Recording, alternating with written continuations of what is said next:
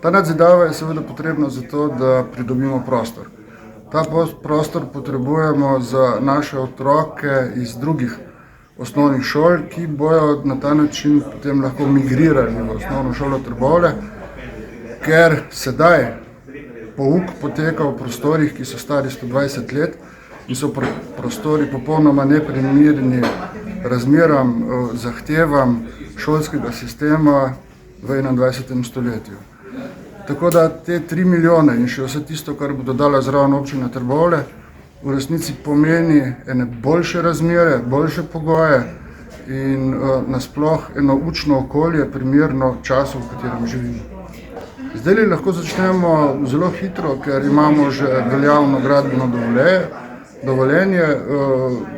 Vse to, začetek v bistvu gradnje je pa odvisen v resnici od toka denarja, če temu lahko rečem.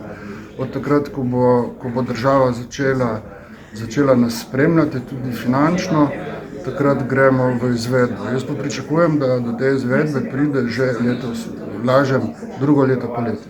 Celotna vrednost projekta je tam nekje malo več kot 4,5 milijone in to je v bistvu zelo nizka cena pri vseh teh pritiskih na cene v današnjem času.